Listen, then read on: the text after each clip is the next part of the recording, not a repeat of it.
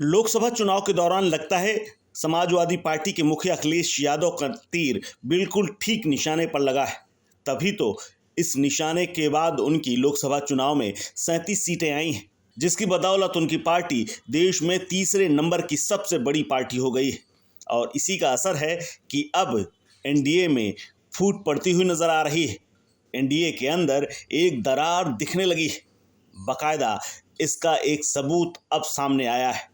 दरअसल अखिलेश यादव के पीडीए की बदौलत अब यूपी में योगी आदित्यनाथ और केंद्रीय मंत्री अनुप्रिया पटेल लड़ पड़े। दरअसल अपना दल एस की मुखिया अनुप्रिया पटेल ने एक ऐसा लेटर लिख दिया है जो योगी आदित्यनाथ के गले की मुसीबत बन गया है। दरअसल अनुप्रिया ने एक बड़ा आरोप लगाया है। अनुप्रिया पटेल ने आरोप लगाया है कि यूपी में होने वाली तमाम भर्तियों में अनुसूचित जाति, जनजाति और ओबीसी के लोगों की भर्ती नहीं की जा रही। उन्हें योग्य नहीं बता करके बैठा दिया जाता है और बाद में सामान्य यानी अनारक्षित वर्ग से भर्ती कर ली जा रही है।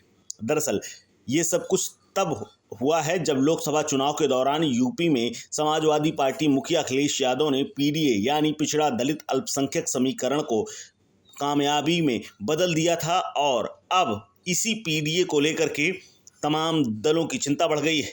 दरअसल अनुसूचित जाति, जनजाति और OBC vote bank Samajwadi party और कांग्रेस के खाते में चला गया, जिसके बाद बीजेपी के सहयोगी दलों में तमाम तरह की उलझनें पैदा हो गई हैं। इसीलिए बीजेपी के सहयोगी दलों ने अब दबाव बनाना शुरू कर दिया है।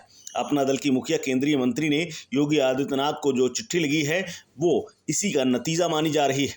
दरअसल अनुप्रिया की चिट्ठी को एनडीए में शुरू हुए घमासान का पहला उदाहरण के तौर पर भी देखा जा रहा है। फिलहाल अभी चुनाव में वक्त है यूपी के विधानसभा में, लेकिन उससे पहले ही ये दबाव की राजनीति के तौर पर भी देखा जा रहा है।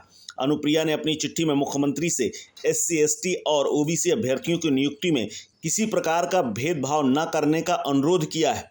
साल 2014 और 2019 में दो सीटें जीतने वाली अनुप्रिया पटेल की पार्टी को इस बार बड़ा झटका लगा है और अनुप्रिया अपने दल से यानी अपना दल सोनेलाल से अकेली सांसद हैं। और खास बात यह है कि मोदी सरकार में एक बार फिर से उन्हें मंत्री बनने का मौका मिला है।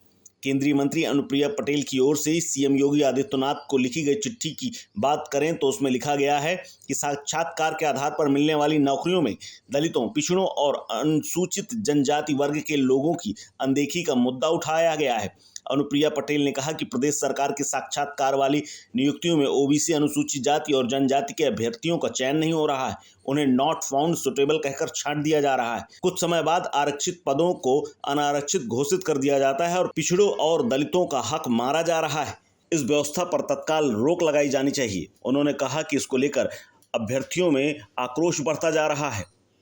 उन्होंने कहा कि साक्षात्कार आधारित नियुक्ति प्रक्रिया वाली प्रतियोगी परीक्षाओं में पिछड़े वर्ग और अनुसूचित जाति, जनजाति वर्ग के आरक्षित पदों को सिर्फ उन्हीं वर्गों से आने वाले अभ्यर्थियों से भरा जाना चाहिए। इसके लिए चाहे जितनी बार भी नियुक्ति प्रक्रिया अपनानी पड़े, आरक्षित पदों को अनारक्षित घोषित करने पर रोक लगाई जानी चाहिए।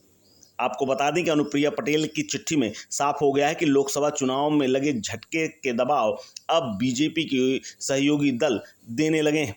इसीलिए अनुप्रिया पटेल ने चिट्ठी लिखकर सीएम योगी आदित्यनाथ पर दबाव बनाने का प्रयास किया है।